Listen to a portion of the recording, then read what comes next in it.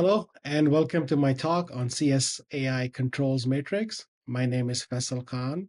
I'm an engineering lead at Protect AI and have been working on AI security for past 3 years.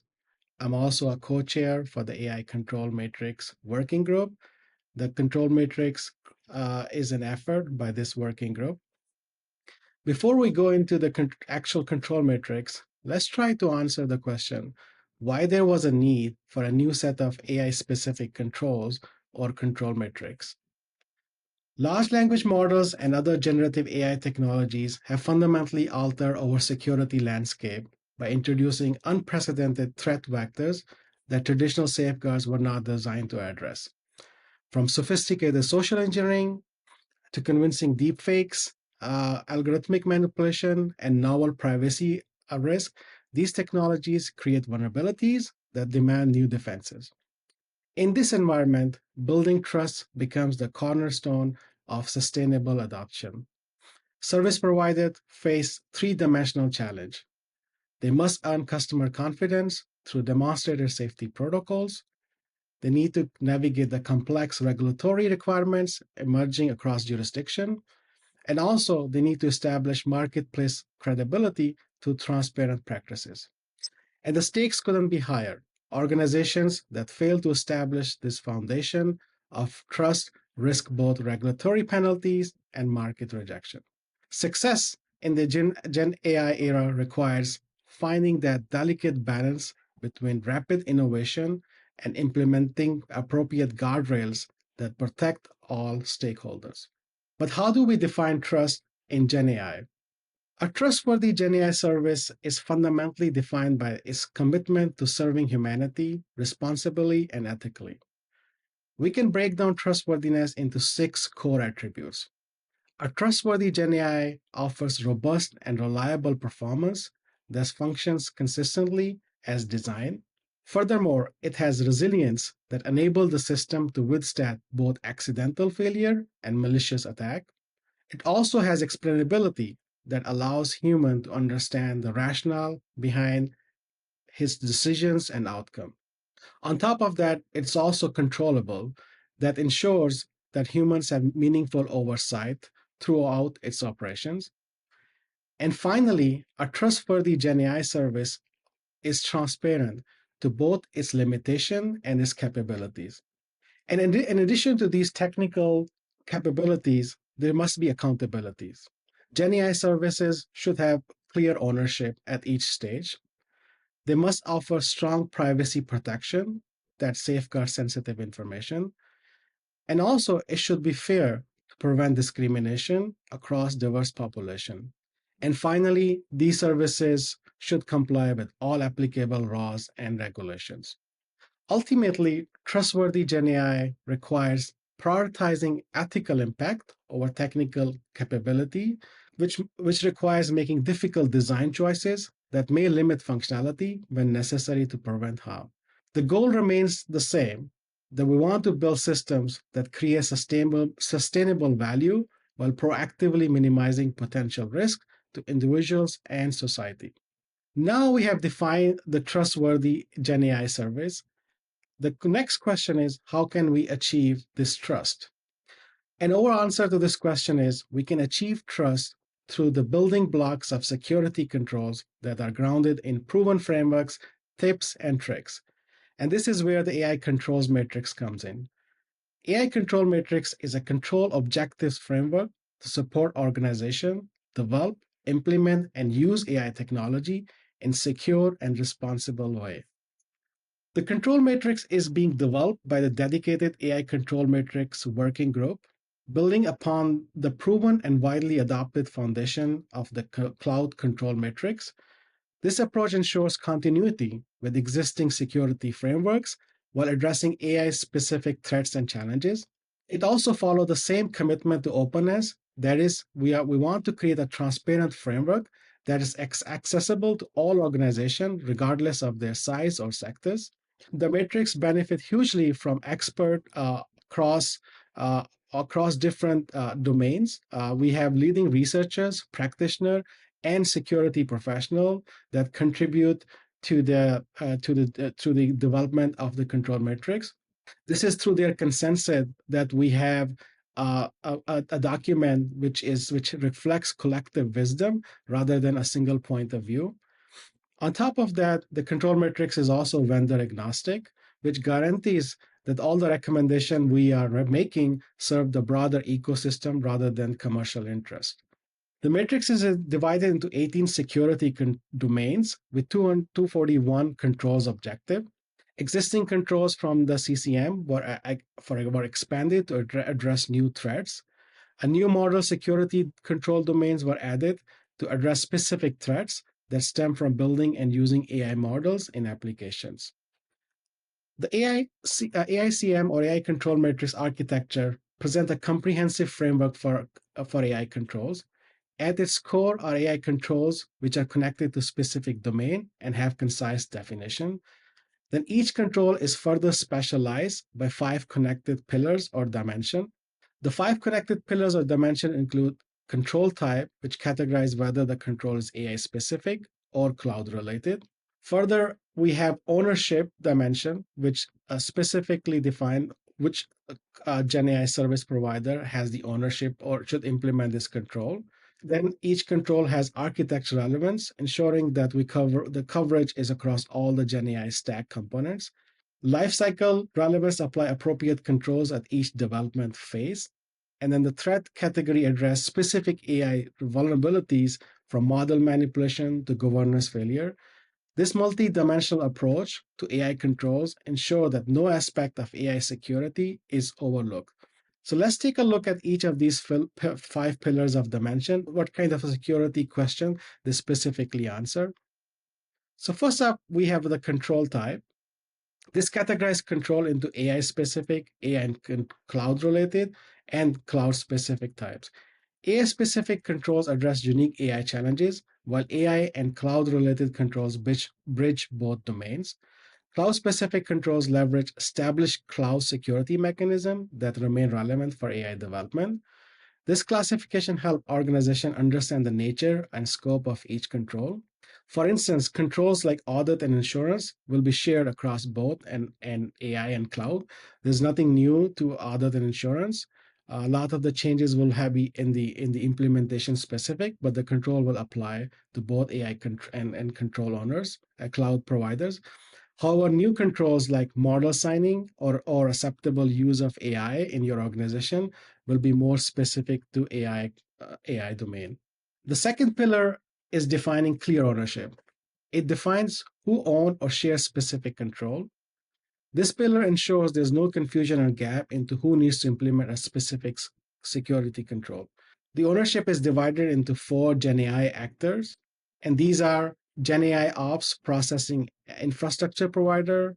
These are the companies or platform that supply the computational resources, storage, and network capabilities necessary for addressing, fine-tuning, and deploying generative AI models. We also have model providers. These are entities that develop, train, and distribute foundational and fine-tune AI models for various applications. These could be research labs or even the AI first companies or and open source communities. The orchestrator services, this category includes platform and tools that facilitate the integration, deployment, and management of AI models with the enterprise workflow. And finally, we have the GenAI applications. These are the end user application that leverage generative AI model and do certain specific tasks. For example, content generation, code generation, chatbots, or even automations. The third pillar is architecture relevance. Controls must be mapped to specific technical components within the GenAI infrastructure. This pillar ensures that controls address physical, hardware, networking, computing, resource, storage, system, application layer, and data-related securities. Each component requires tailored controls that address its unique risk profile and operational characteristics. Then we have lifecycle relevance. This is specific to large language model or Gen AI services, and this outlines distinct phase, each crucial in ensuring the service's efficiency, reliability, and relevance through the lifespan.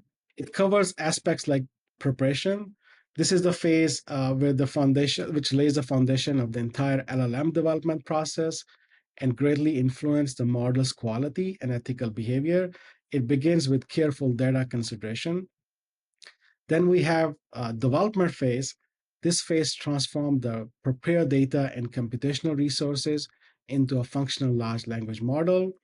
And then we have the evaluation. This phase rigorously assess the LLM's performance, reliability, and sustainability for its intended purpose before deployment. The deployment phase involves integrating the trained and validated LLM into operational system where it can provide its intended service. And finally, we have the delivery. This phase focuses on the ongoing management of the deployed LLM and iterative improvements to maintain its values and performance. So that the whole idea of keeping the LLM, managing the life cycle, is to ensure there are security controls that are being taken care of at each phase of the development of a language model or a generative AI service that the organization needs to implement based on their control type and based on the ownership. And finally, the last pillar is the threats. What happens if a certain control is not implemented in a simple way? We can say that.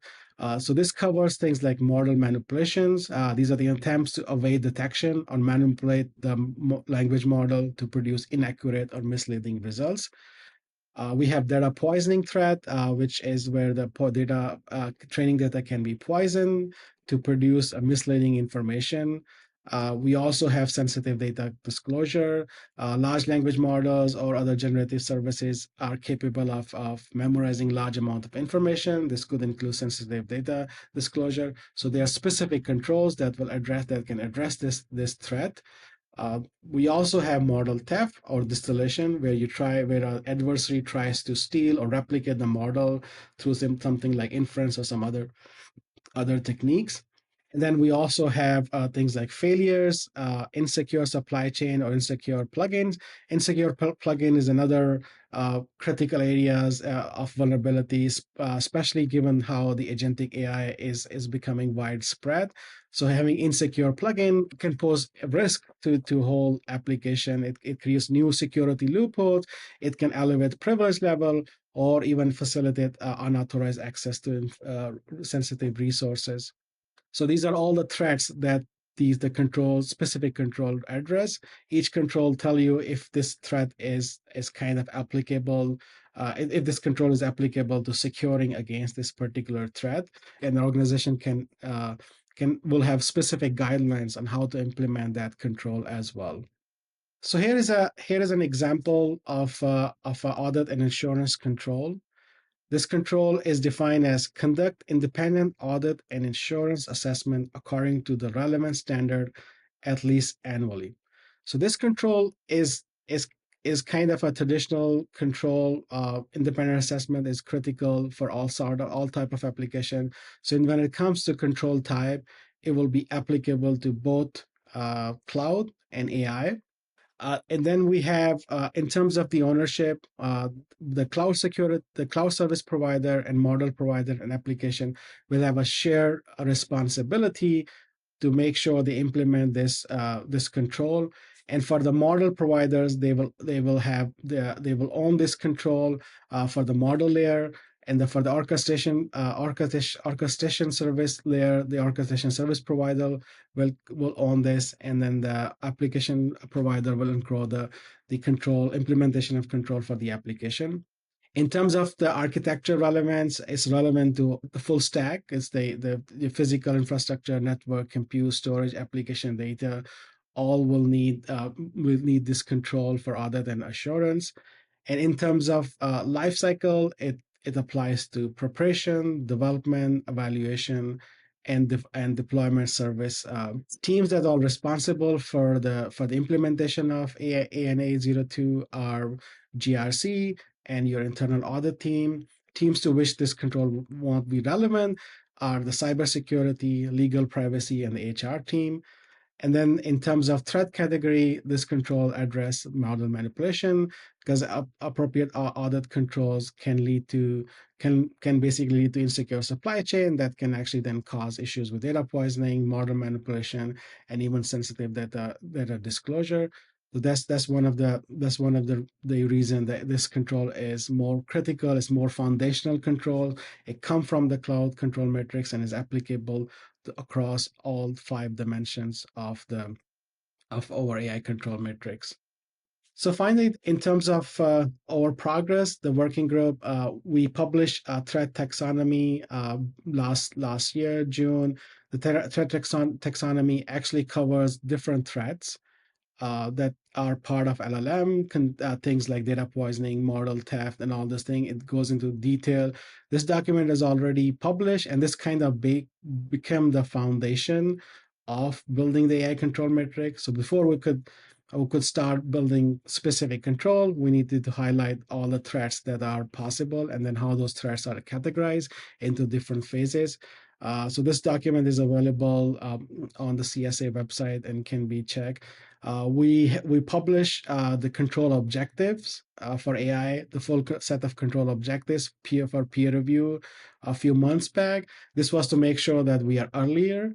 We have all the controls that are needed before we could complete the full implementation and audit guidelines. We put this control out there and check their relevance from a wider community and how applicable or practical these are. So these documents have been peer reviewed, and most of the comments are also resolved. And in the in progress work, it's like different threat scenario. And also, since we wanted to make sure the AI control matrix is a comprehensive document, we're building mapping to all the popular and applicable policies, the other policies, including EU AI Act, NIC 600, and ISO 42001. So that mapping is close to be done and will be published soon. And then one thing that's actively working on is the implementation auditing guidelines. For every control, we are providing specific implementation guidelines for each of the service provider, things that are shared between CCM in terms of cloud service provider. Those implementation remain the same, but on top of that, to address new threats, things like how to sign a model, like how or models should be signed, and what steps can be taken to sign the model, or how to prevent against prompt injection attack, what kind of a guardrails are recommended, or there should be guardrails. All that details will be in the implementation guidelines, and this is about in a month will be released for peer review. Similarly, self-assessment questionnaire to ask about if how much of that control is implemented in an organization, and that document will be released very soon as well. Thank you.